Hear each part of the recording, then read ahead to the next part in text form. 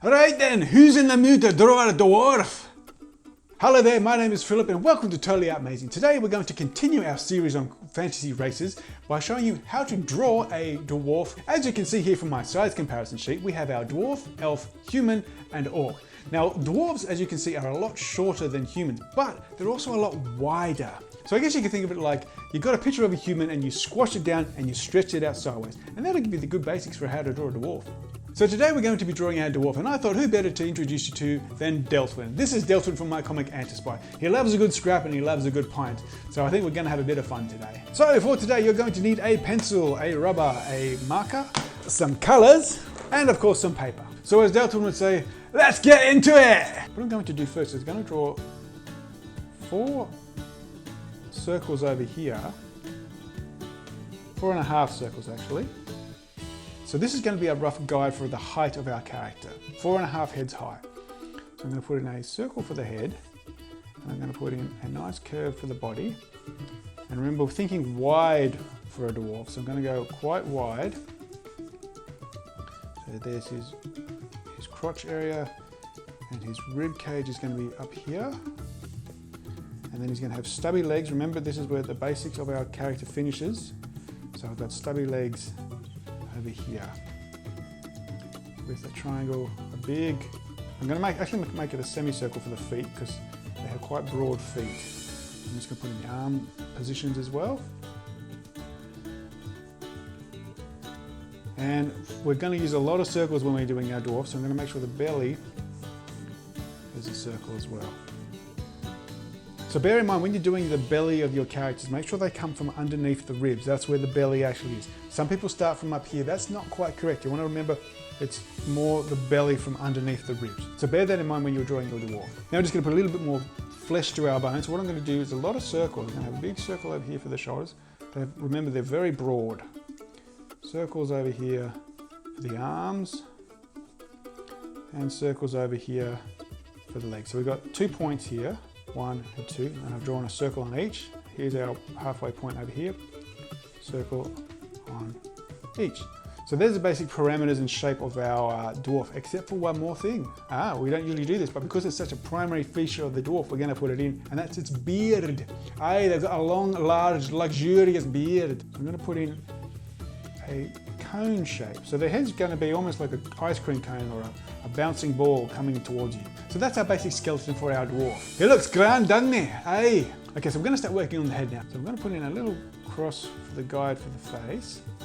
Now with dwarves, you want to have big, broad features. So I'm going to start with the nose up here, and I'm going to draw a big circle. Well, more like a letter C. A little C coming off it. Then I'm going to put a curve down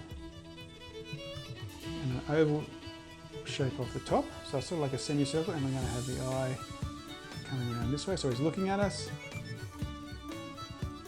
A little bit of a colour in there and a highlight for the eye. Give him some nice eyebrows, like so. Now I'm just going to corner off the face a little bit and give him a nice curve for his cheek on either side. So now we're going to do work on the beard. So what we're going to have here is going to have a moustache. It's going to be a long one. So we'll see the moustache, we won't see the top lip. Then we'll see the bottom lip, and then the beard will come off that. So I'll show you how we do that. So first of all, I'll draw a guide for the moustache. There's a long bellowing moustache, and it's going to be braided. So I'm going to do lots of braiding curves inside, and then he's going to have a little collar there at the base. And then we have a little collar. So that's our moustache. We have the moustache organised. Now we're going to put in the bottom lip, but we're also going to give him a bit of a smile. So because he's Deltwin, he's happy. He's having a grand time. He's loving life. He's doing well. So let's put in a smile that goes up to the moustache. Draw the bottom lip. Bring that back up. And let's put in some teeth at the top there. Oh, doesn't he look happy? He's having a good day. He's having a grand, he's smashing it. He's doing well. And now we do the details of the actual beard itself. So we're going out and in following the basics of our cone that we did, or our triangle, like so. And then we bring it all the way back up here, bring a line up to the cheek. Now I'm going to draw his ear. Now I like to draw elves with a bit of a slightly pointy ear. I think it just fantasy world, it looks cool. You can draw curved if you want. I like pointy, so I'm going to draw pointy. So you can see that the beard comes all the way up to the ear. So now for the hair, he has quite a long bit of hair at the top, at the front here, on either side. Notice I went over the parts that are drawn, that's okay, because I'm going to rub out those bits later. And then his hair is actually pulled back to a ponytail. So I'm going to put in a guide for where my ponytail is. So all the lines aim back to there. And from the top, we can just put in some curvy lines back to make it look like it's all sort of bunched and pulled at the back. And then we actually have his ponytail, which is a nice S shape with some lines coming off it. That's how you draw a dwarf's head. That looks grand, doesn't it? Okay, so now let's work on his body. So as we have already done here, we have his beard, so that's in front.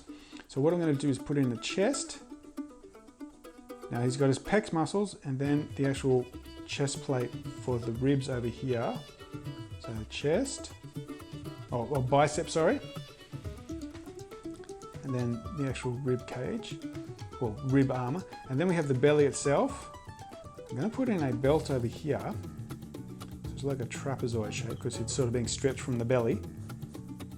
And we bring a rectangle off either side. Now he's got some plate mail armor. So here's the trick with drawing plate mail or chain mail. What you do, you draw a row of triangles at the top. Now to help you if you want to, you can follow the shape of what your belly is going to be doing. So you can give yourself some guides. But then what you do, and this is the important part, at the point of each triangle, then you start your next row. So this one will go back here. And this is what gives the look of plate mail or chain mail. So the next row, point, you go between the points. And that's what sells the look of chain mail or plate mail, whichever style you have. Between the points and you carry it along. And that is the easy way to draw chainmail or plate mail. Okay, so let's start working on his arms, his big, strong arms. So he has a bit of a shoulder pad over here. And then he has a gold bracing at the top of his shoulder, which carries around. And then he's got, I'm going to put an elbow piece over here, which is just like the belt. And then the actual biceps over here. And then he's got some braces, which is a big curve over here, and then like another one that sort of joins at the top here like a T. And then his hand itself, I'm going to draw a rectangle and some fingers coming off it like so. So he's got his hand on his hip. Now I'm going to put in just some little bits here. And finally he does have more chainmail on his shoulder. So again, we draw a row of triangles at the top and then between the points we go again. Chainmail, very easy.